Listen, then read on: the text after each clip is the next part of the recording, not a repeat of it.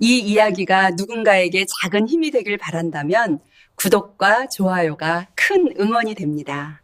그날 버스 안에 있던 사람들이 전부 수갑을 찼습니다. 2001년 5월의 어느 오후였습니다. 고속도로 휴게소 주차장에 관광버스 한 대가 멈춰섰고 그 주변을 경찰차 6대가 에워쌌습니다. 버스 안에는 제 아들 내외와 그들이 데리고 다니던 사람들 총 23명이 타고 있었습니다. 저는 그 광경을 멀리서 지켜보고 있었습니다. 경찰서에서 급히 달려온 택시 안에서 차마 내릴 수가 없었습니다. 버스 문이 열리고 사람들이 하나씩 내렸습니다. 경찰들이 그들의 손목에 수갑을 채웠습니다. 제일 먼저 내린 사람은 제 며느리였습니다. 평소 화장을 진하게 하던 얼굴이 그날따라 창백해 보였습니다. 하이힐을 신고 있었는데 계단을 내려오다 비틀거렸습니다. 그 다음이 제 아들이었습니다. 41살. 양복을 단정하게 입고 있었지만 넥타이가 조금 풀어져 있었습니다. 아들은 경찰관에게 뭔가 말을 하고 있었습니다. 제가 있는 곳까지는 소리가 들리지 않았지만 입모양으로 짐작할 수 있었습니다. 오해입니다. 정말 오해예요. 아들 뒤로 낯익은 얼굴들이 줄지어 내렸습니다. 아들이 직원이라고 불렀던 사람들이었습니다. 그들 중 몇몇은 저희 집에 자주 놀러 오기도 했습니다. 명절 때 제가 만든 음식을 맛있게 먹었던 젊은 남자, 아들 생일날 케이크를 가져왔던 여자, 제게 항상 인사를 공손하게 하던 안경 쓴 청년. 그들이 모두 수갑을 차고 있었습니다. 버스 안에는 서류 뭉치들이 흩어져 있었습니다.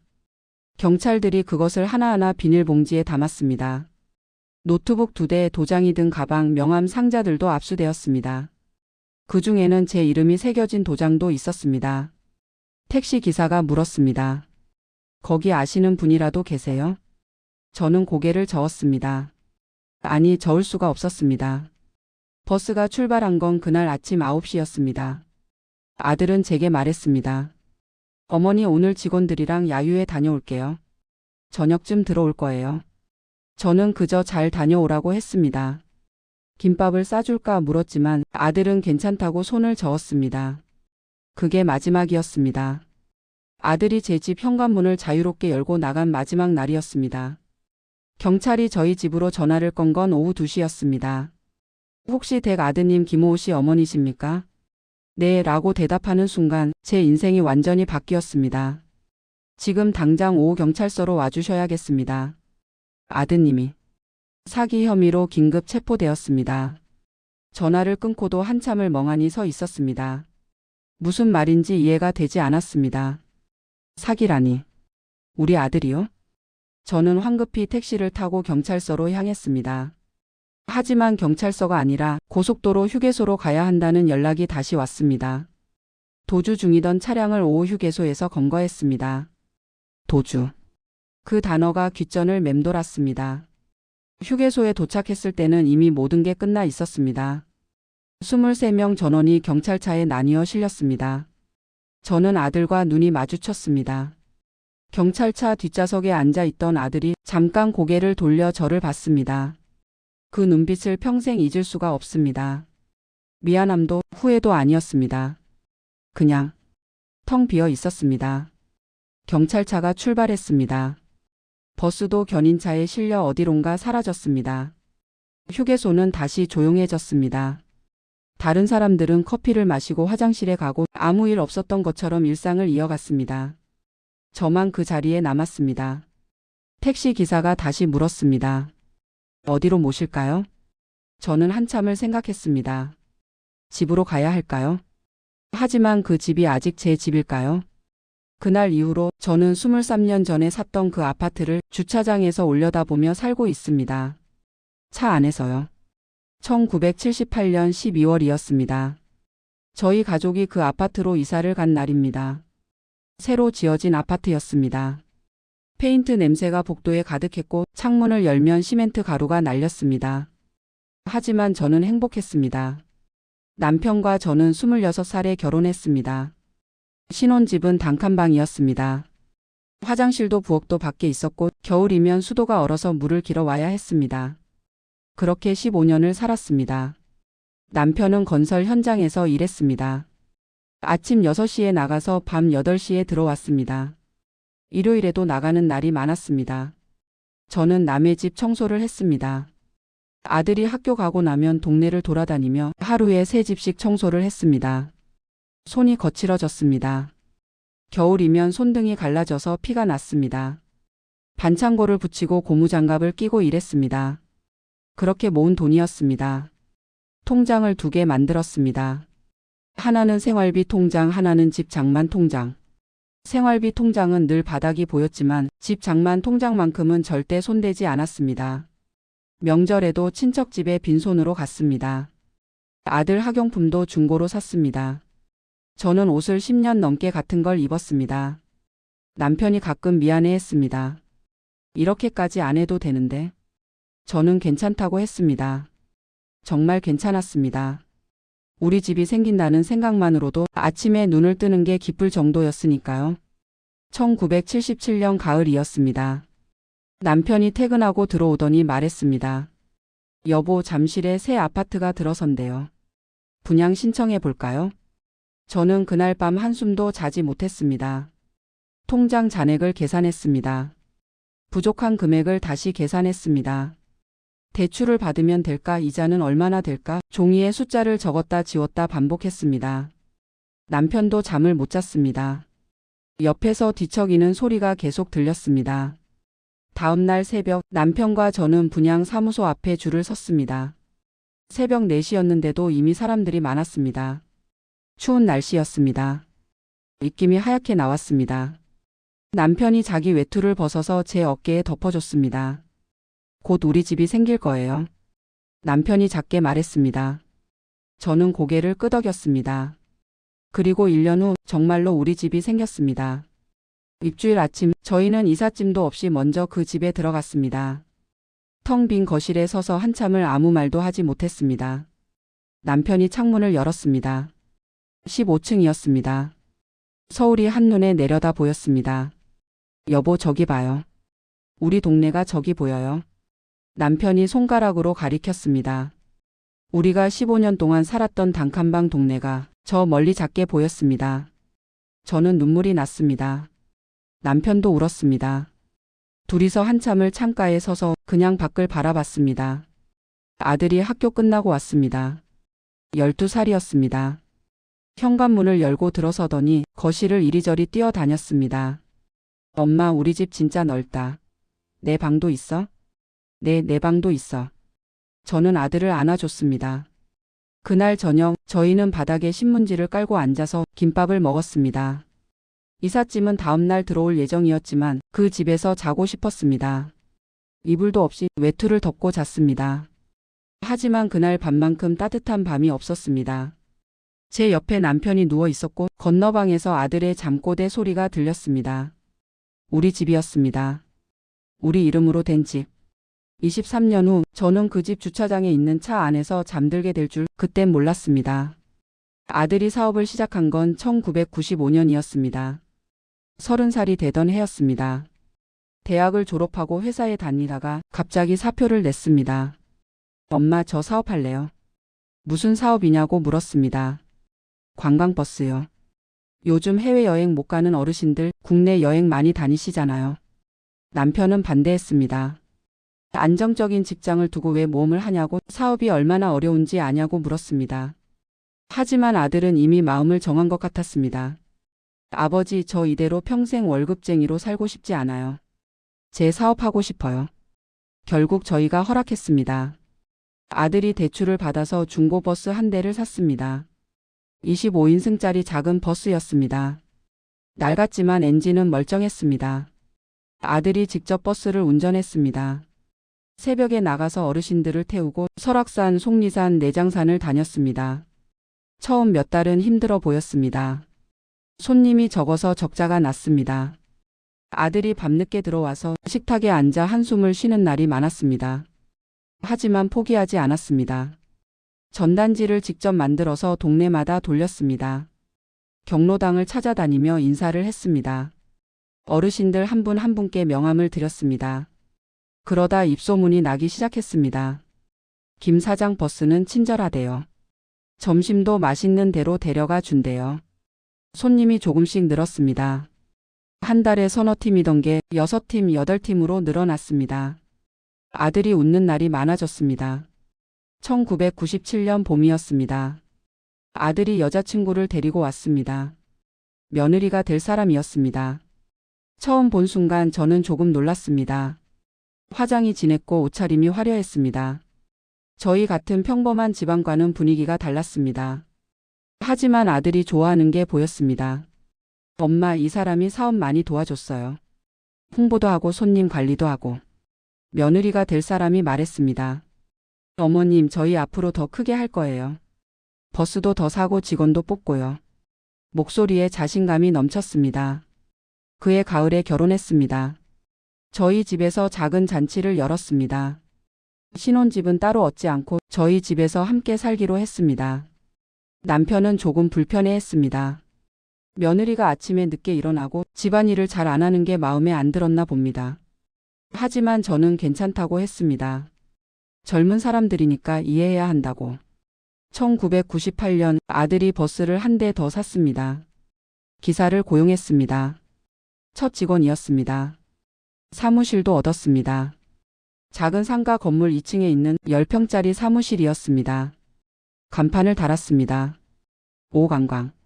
아들이 자랑스러워했습니다. 저도 기뻤습니다. 우리 아들이 사장님이 됐구나. 이제 안정적으로 살 수 있겠구나. 그렇게 생각했습니다. 1999년 버스가 4대로 늘었습니다. 직원도 6명이 됐습니다. 명절 때 아들이 용돈을 드렸습니다. 봉투 안에 100만 원이 들어 있었습니다. 아버지, 어머니 그동안 고생 많으셨어요. 남편이 받지 않으려고 했습니다. 하지만 아들이 손을 꼭 잡고 말했습니다. 받으세요. 제가 이제 부모님 모실 수 있어요. 남편 눈에 눈물이 고였습니다. 저도 울컥했습니다. 우리 아들 정말 잘 컸구나. 그렇게 믿었습니다. 그때까지는요. 그때까지는 아들이 운영하는 게 정말 관광버스 사업이라고, 정직하게 손님을 모시는 거라고 그렇게만 생각했습니다. 2000년 어느 날 며느리가 저희 집 거실에 큰 쇼핑백을 들고 들어왔습니다. 어머님, 이거 드릴게요. 안에는 고급 핸드백이 들어 있었습니다. 백화점 쇼핑백이었습니다. 이게 얼마인데? 너무 비싼 거 아니니? 며느리가 웃었습니다. 괜찮아요. 요즘 우리 잘 되고 있어요. 그날 저녁 저는 그 핸드백을 장롱 깊숙이 넣어뒀습니다. 왠지 모르게 기분이 좋지 않았습니다. 2000년 여름부터 뭔가 이상하다는 느낌이 들기 시작했습니다. 아들이 집에 오는 시간이 점점 늦어졌습니다. 밤 11시, 12시에 들어오는 날이 많아졌습니다. 물어보면 대답은 간단했습니다. 일 때문에요. 요즘 손님이 많아서요. 며느리도 자주 외출했습니다.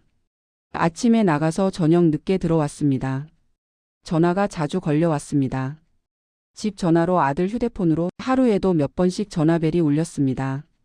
아들이 전화를 받을 때마다 목소리가 조금씩 달라졌습니다.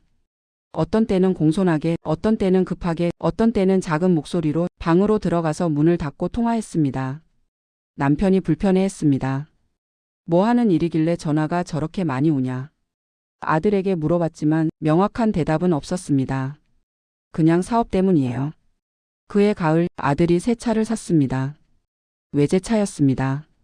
주차장에 세워진 검은색 차를 보고 남편이 놀랐습니다. 이게 얼마짜리냐? 사업하는 사람이 차는 좀 타야죠. 아들이 웃으며 대답했습니다. 하지만 그 웃음이 예전과 달라 보였습니다. 거실에 놓인 아들의 가방도 달라졌습니다. 명품 로고가 박힌 가방이었습니다. 며느리 옷도 달라졌습니다. 백화점에서나 볼 법한 옷들이 옷장에 하나씩 늘어났습니다. 어느 날 저녁 남편과 단둘이 앉아서 이야기를 나눴습니다. 영감, 우리 아들 요즘 이상하지 않소? 남편도 같은 생각이었나 봅니다. 한참을 생각하더니 말했습니다. 사업이 잘 되나 보지 뭐. 하지만 목소리에 확신이 없었습니다. 관광버스 사업이 그렇게까지 돈이 되나 저도 남편도 잘 몰랐습니다. 겨울이 되면서 집에 낯선 사람들이 자주 찾아왔습니다. 대부분 나이 든 분들이었습니다. 60대, 70대로 보이는 어르신들. 아들 방에서 1시간씩 이야기를 나눴습니다. 무슨 이야기를 하는지는 들리지 않았지만 가끔 웃음소리가 들렸습니다. 어르신들이 나갈 때 며느리가 현관까지 배웅했습니다. 다음 주에 또 연락드릴게요. 공손한 목소리였습니다. 어느 날 제가 설거지를 하고 있을 때 아들 방 문이 조금 열려 있었습니다. 아들과 며느리가 이야기를 나누는 소리가 들렸습니다. 이번 달에 20명 더 모아야 돼. 며느리 목소리였습니다. 벌써 15은 확정됐어. 아들이 대답했습니다. 부족해.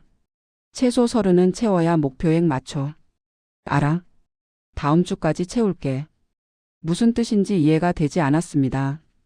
20명? 30명? 손님을 말하는 건가? 그냥 사업 이야기려니 했습니다. 2001년 봄이었습니다. 아들이 회계사무소에서 온 서류를 들고 왔습니다. 어머니, 여기 좀 도장 찍어주세요. 무슨 서류냐고 물었습니다. 사업자 명의 정리하는 거예요. 세금 문제 때문에 필요해요. 저는 의심 없이 도장을 찍었습니다. 며칠 후 또 서류가 왔습니다. 어머니, 이것도 도장 좀 찍어주세요. 이번엔 뭐냐고 물었습니다. 은행 서류. 사업 대출 관련해서요. 역시 도장을 찍었습니다. 지금 생각하면 그때 한 번만이라도 제대로 확인했어야 했습니다. 서류를 끝까지 읽어봤어야 했습니다. 하지만 저는 그러지 않았습니다.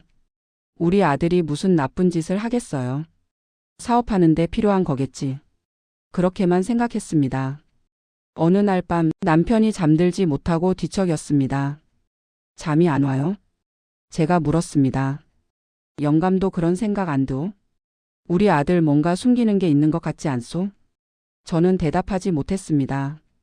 사실 저도 같은 생각을 하고 있었으니까요. 하지만 입 밖으로 내지 못했습니다. 말로 하면 진짜가 될 것 같았습니다. 사업이 잘 돼서 바쁜 거예요. 좋은 일 아니겠어요? 억지로 그렇게 말했습니다. 남편은 더 이상 아무 말도 하지 않았습니다. 그날 밤 저는 천장을 보며 한참을 깨어 있었습니다. 창밖으로 우리 아파트 단지의 가로등 불빛이 보였습니다. 23년 전 처음 이 집에 들어왔던 날이 떠올랐습니다. 그때는 모든 게 희망이었습니다. 그런데 지금은 왜 이렇게 불안할까요? 진실을 알게 된 건 2001년 4월이었습니다. 우체부가 등기 우편을 가져왔습니다. 은행에서 온 편지였습니다. 저는 그 편지를 열어보지 않고 아들에게 줬습니다. 은행에서 뭐라고 하네? 아들이 편지를 받아서 대충 보더니 구겨서 주머니에 넣었습니다. 아무것도 아니에요. 그날 밤 남편이 잠든 사이 편지를 찾아봤습니다. 아들 방 쓰레기통에 구겨진 편지가 버려져 있었습니다. 펼쳐서 읽었습니다. 대출 상환 지연에 따른 최종 통보. 대출이라니. 편지에는 금액이 적혀 있었습니다. 3억 원. 담보 아파트 5동호. 우리 집이었습니다. 손이 떨렸습니다. 편지를 다시 읽고 또 읽었습니다. 글자가 흔들려서 제대로 보이지 않았습니다. 우리 집을 담보로 3억 원을 빌렸다고요? 언제요? 누가요? 명의인 김호. 제 이름이었습니다. 다음 날 아침 아들이 출근하기 전에 불렀습니다. 이게 뭐니? 편지를 내밀었습니다. 아들 얼굴이 굳었습니다. 엄마, 그건 우리 집을 담보로 돈을 빌렸다고? 언제? 왜? 목소리가 떨렸습니다. 아들이 한참을 말이 없었습니다. 사업 자금이 필요해서요. 3억이나? 곧 갚을 거예요. 곧요. 내 명의로 어떻게 대출을 받은 거니? 내가 은행에 간 적도 없는데. 아들이 고개를 숙였습니다. 죄송해요. 엄마, 도장으로. 서류를. 머리가 멍해졌습니다. 그러니까 제가 도장을 찍었던 그 서류들이 집을 담보로 잡는 서류였다는 뜻인가요? 엄마, 걱정 마세요. 제가 다 해결할게요. 아들이 말했습니다. 하지만 그 말을 믿을 수가 없었습니다. 남편에게 말했습니다. 남편은 그날 하루 종일 아무 말도 하지 않았습니다. 저녁에 아들이 퇴근하자 거실로 불렀습니다. 내 앞에 똑바로 앉아봐. 아들이 소파에 앉았습니다. 지금 무슨 사업을 하는 거니? 관광버스요. 관광버스로 돈을 그렇게 쓸 일이 어디 있니? 아들이 대답하지 못했습니다. 대체 뭘 했길래 집을 담보로 잡아야 했니? 남편 목소리가 떨렸습니다. 사업 확장하려고요. 버스 더 사고 직원 늘리고. 거짓말하지 마. 남편이 테이블을 쳤습니다. 내가 하는 일이 제대로 된 일이면 왜 부모 몰래 집을 담보로 잡아? 왜 숨겨? 아들이 고개를 들지 못했습니다. 며느리가 방에서 나왔습니다. 아버님 사업이 그런 거예요. 당장은 힘들어도 나중에 크게 벌면 되는 거예요. 남편이 며느리를 봤습니다. 당신이 시킨 거요?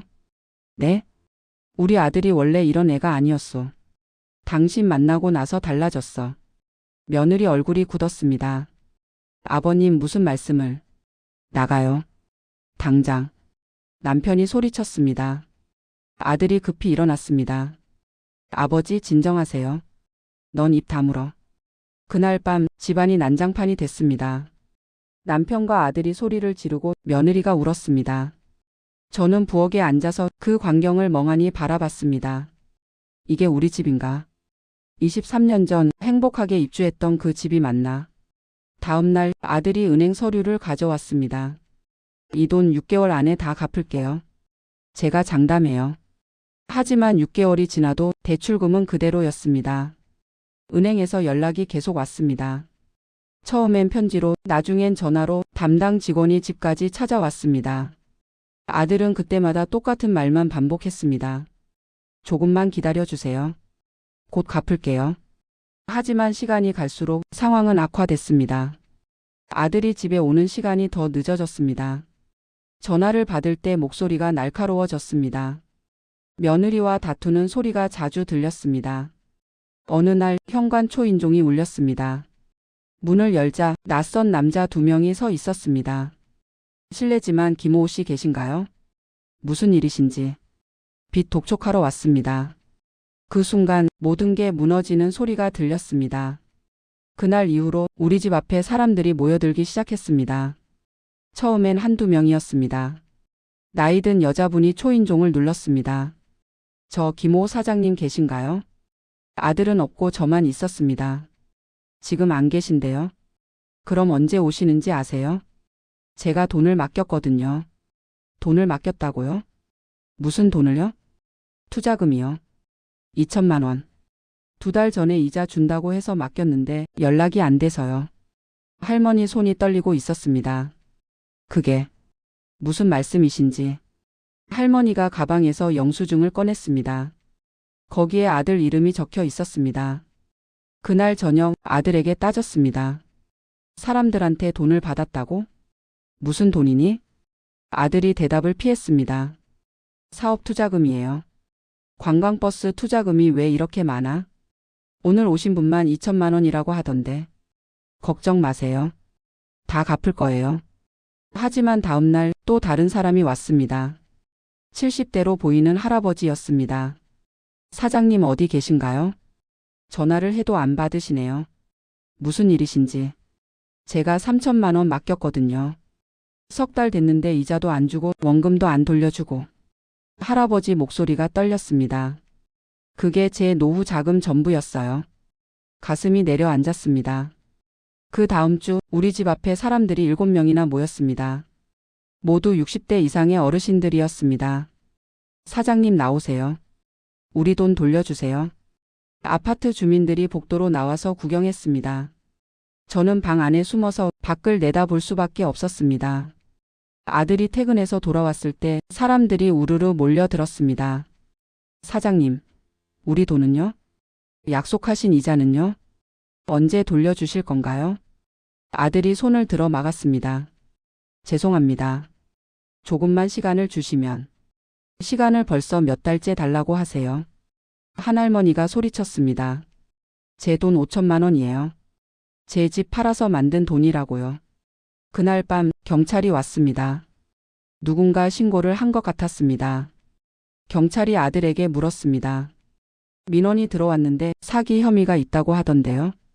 아닙니다. 사업상 문제일 뿐이에요. 피해자 진술에 의하면 고수익을 보장한다고 해서 투자했다는데요. 아들이 말문이 막혔습니다. 경찰이 수첩을 꺼냈습니다. 일단 조사받으러 서해 같이 가시죠. 그날부터 우리 집은 지옥이 됐습니다. 매일 사람들이 찾아왔습니다. 전화가 하루 종일 울렸습니다. 초인종이 밤늦게까지 울렸습니다. 며느리는 집에 들어오지 않았습니다. 친정으로 피신한 것 같았습니다. 남편은 아무 말도 하지 않았습니다. 하루 종일 방에 누워 있거나 창밖만 바라봤습니다. 저는 부엌에 앉아서 사람들이 문을 두드리는 소리를 들었습니다. 피해자가 얼마나 되는지 정확히 알 수 없었습니다. 하지만 적어도 수십 명은 되는 것 같았습니다. 어느 날 밤 아들이 저를 불렀습니다. 엄마. 아들 얼굴이 파리했습니다. 며칠 동안 잠을 못 잔 것 같았습니다. 미안해요. 아들이 울었습니다. 정말 미안해요, 엄마. 저는 아무 말도 할 수 없었습니다. 미안하다고 해서 달라지는 게 있나요? 그 사람들 돈은요? 우리 집은요? 대체 무슨 짓을 한 거니? 아들이 고개를 숙였습니다. 처음엔 정말 사업이었어요. 근데 돈이 안 돌더라고요. 그래서 새로운 투자자를 모집했고, 그게 사기잖아. 아니에요. 나중에 갚으려고 했어요. 사업만 잘 되면. 그래서 몇 명한테 돈을 받은 거니? 아들이 대답하지 못했습니다. 말해봐.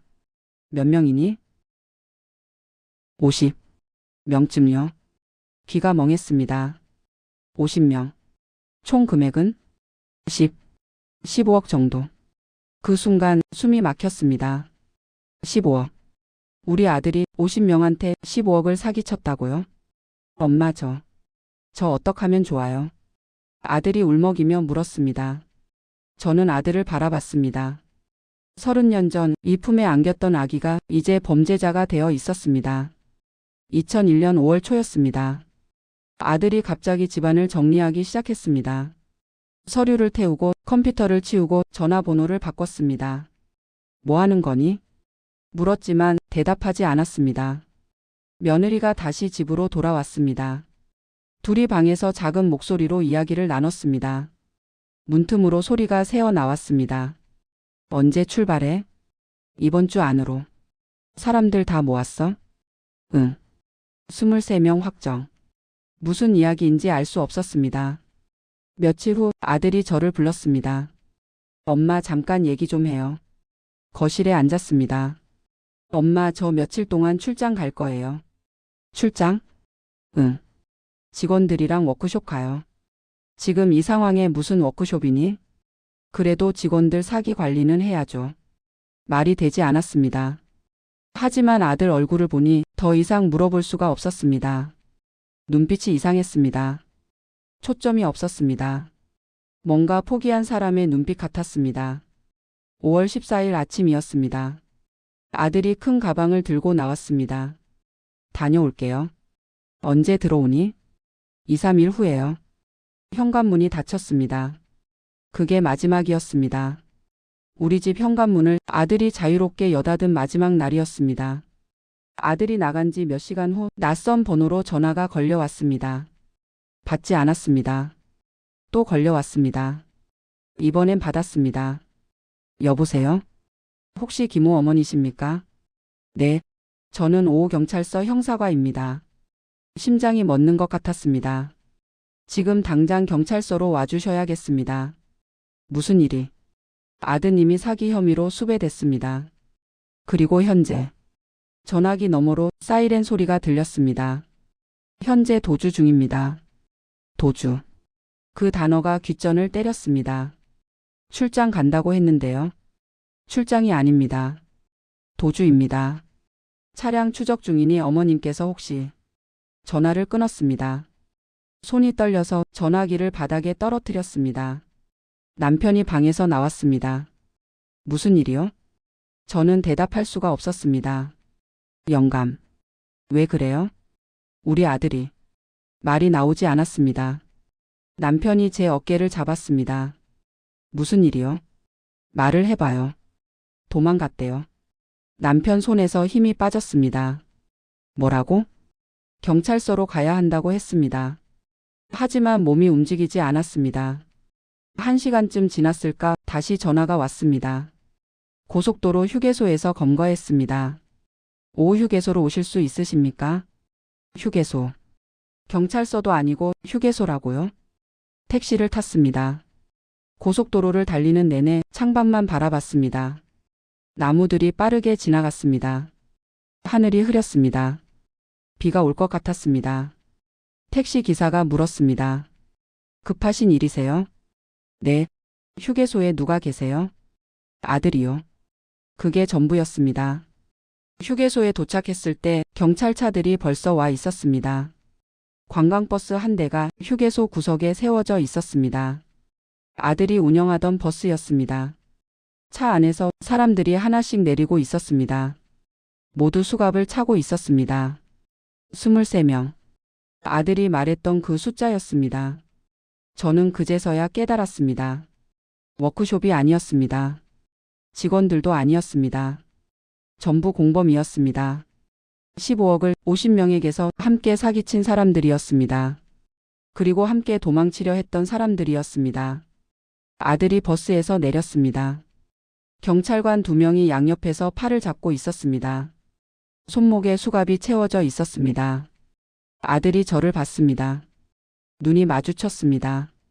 아들이 입술을 움직였습니다. 소리는 들리지 않았지만 입모양으로 알 수 있었습니다. 미안해요, 엄마. 경찰차 문이 닫혔습니다. 사이렌이 울렸습니다. 차가 출발했습니다. 저는 그 자리에 한참을 서 있었습니다. 나중에 알게 된 이야기입니다. 재판 과정에서 경찰 조서에서 피해자들 진술에서 하나씩 드러난 진실이었습니다. 5월 14일 아침 9시. 아들은 사무실 앞에서 버스에 올랐습니다. 버스 안에는 이미 사람들이 타고 있었습니다. 22명. 며느리를 포함해서 모두 아들이 운영하던 사기 조직의 일원이었습니다. 버스가 출발했습니다.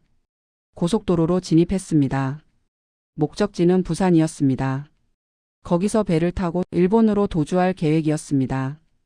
버스 안에는 현금 6천만 원, 위조 여권 23개, 피해자 명단이 담긴 노트북 2대가 있었습니다. 경찰이 버스를 추적하기 시작한 건 그날 오전 10시였습니다. 피해자 중 한 명이 아들이 도주한다는 제보를 했던 것입니다. 사장님이 오늘 아침 일찍 큰 가방 들고 버스 타는 걸 봤어요. 직원들도 다 같이 탔고요.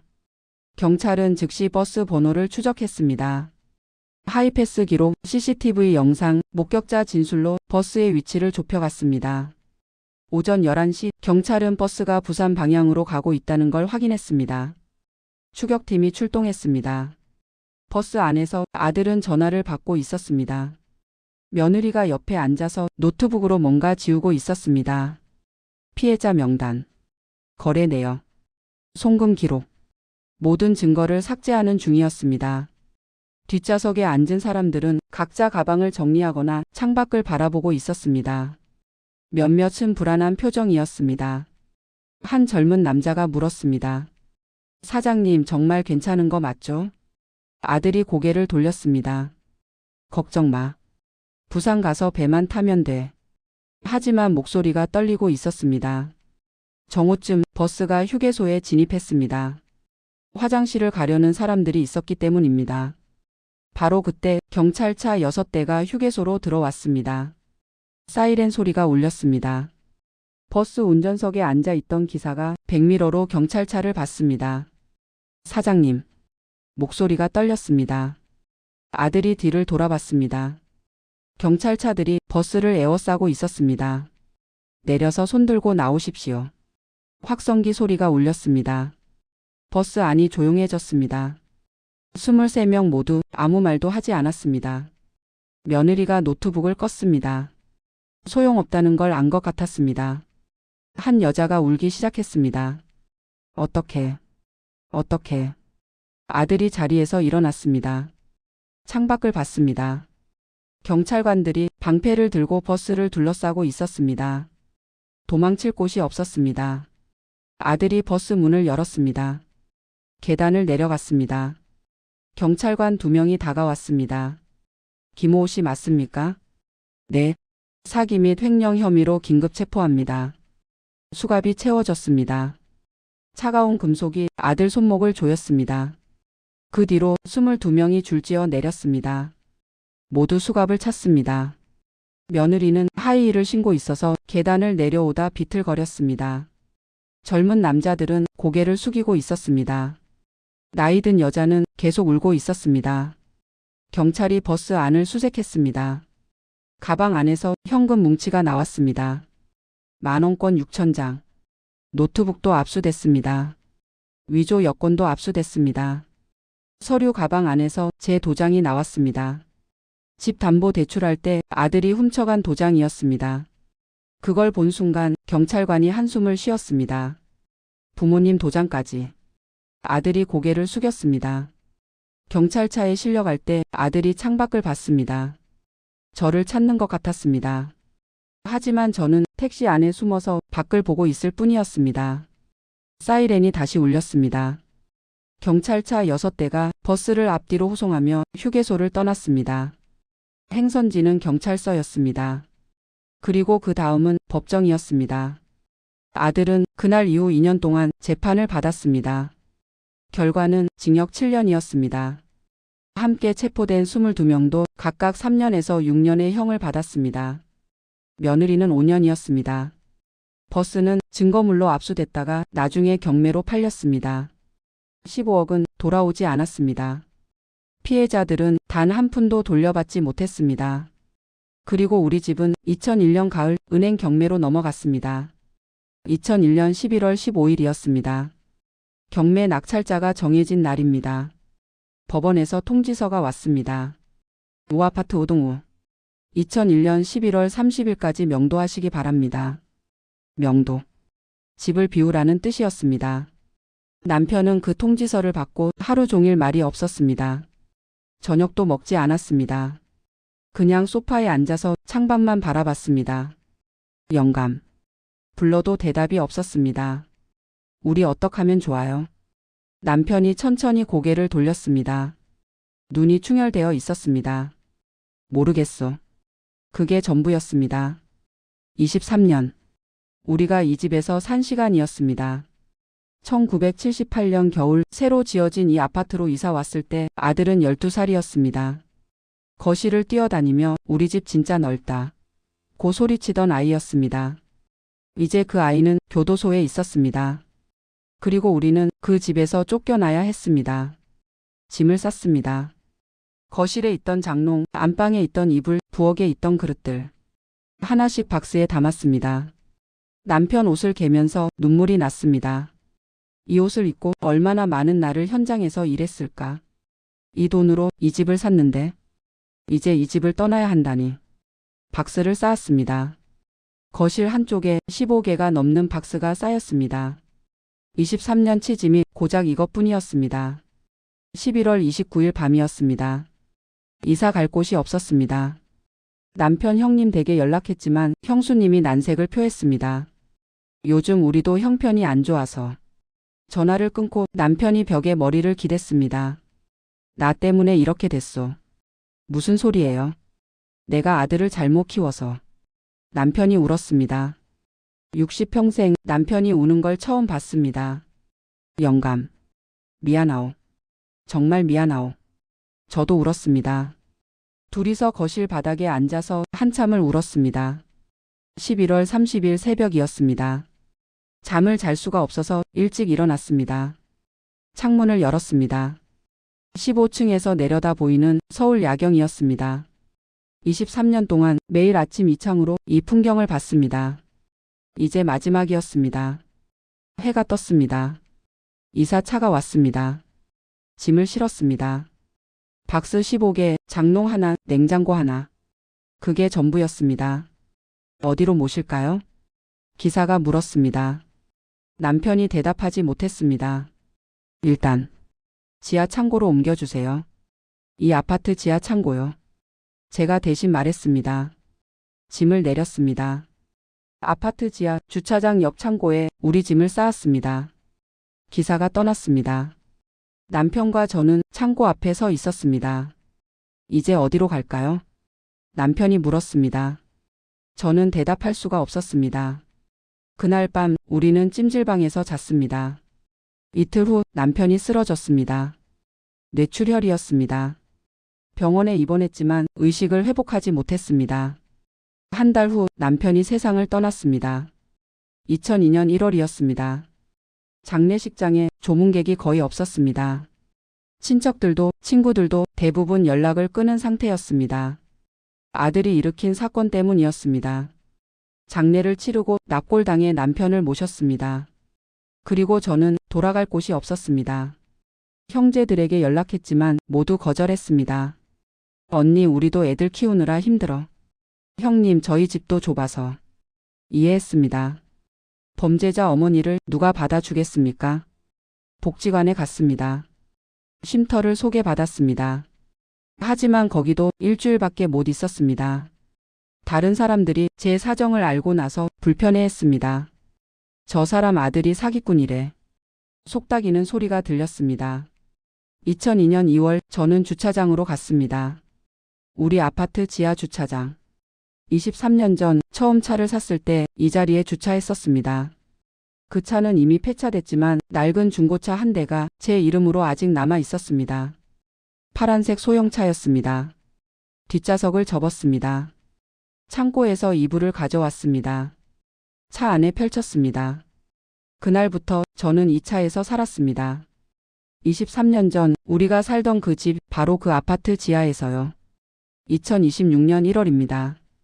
저는 여전히 이 차 안에 있습니다. 23년이 지났습니다.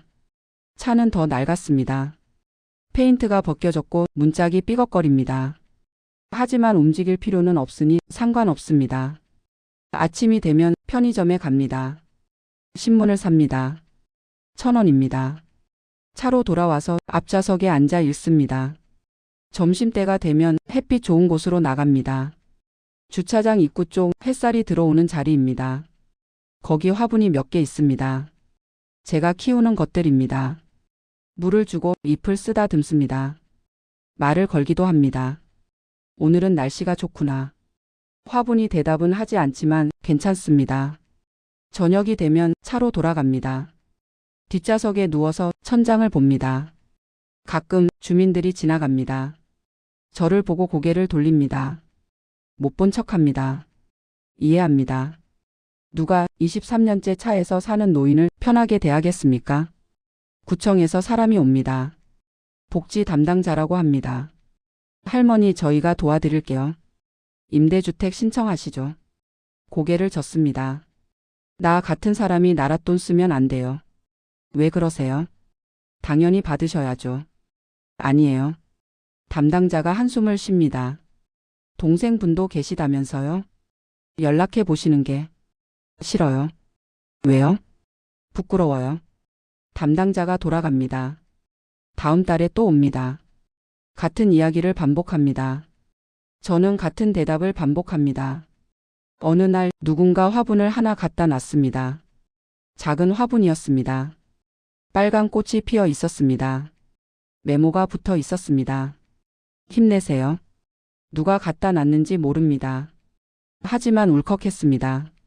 23년 만에 누군가 저에게 따뜻한 말을 건넨 것 같았습니다. 그 화분을 제일 잘 보이는 곳에 뒀습니다. 매일 물을 주고 햇빛을 쬐어줬습니다. 꽃이 시들지 않도록 정성껏 돌봤습니다. 밤이 되면 차 창문으로 우리 아파트가 보입니다. 15층 왼쪽에서 세 번째 집. 불이 켜져 있습니다. 지금 거기 사는 사람들은 이 집의 역사를 모를 겁니다. 1978년에 한 부부가 15년 동안 모은 돈으로 이 집을 샀다는 걸. 2001년에 그 집이 아들의 범죄 때문에 경매로 넘어갔다는 걸. 그리고 지금 그 집 주인이었던 노인이 지하 주차장 차 안에서 23년째 살고 있다는 걸. 아무도 모릅니다. 아들은 7년 형을 살고 2008년에 출소했습니다. 한번 찾아왔습니다. 엄마. 저는 차 문을 열어주지 않았습니다. 가세요. 엄마, 제발. 가라고요. 아들이 한참을 서 있다가 돌아갔습니다. 그게 마지막이었습니다. 며느리는 이혼했다고 들었습니다. 어디서 뭘 하는지 모릅니다. 저도 알고 싶지 않습니다. 가끔 납골당에 갑니다. 남편 위패 앞에 앉습니다. 영감, 나 아직도 여기 있어. 대답은 없습니다. 우리 집 아직도 안 떠났어. 바람 소리만 들립니다. 영감 먼저 가서 편하게 쉬고 있겠지? 눈물이 납니다. 나도 곧 갈게요. 하지만 아직 갈 수가 없습니다. 이 집을 떠날 수가 없습니다. 23년 전 우리가 빼앗긴 것은 집만이 아니었습니다. 존엄이었습니다. 신뢰였습니다. 인생이었습니다. 하지만 저는 여전히 여기 있습니다. 주차장 차 안에서 매일 아침 일어나 우리 집을 올려다봅니다. 사람들은 물어옵니다. 할머니 왜 여기 계세요?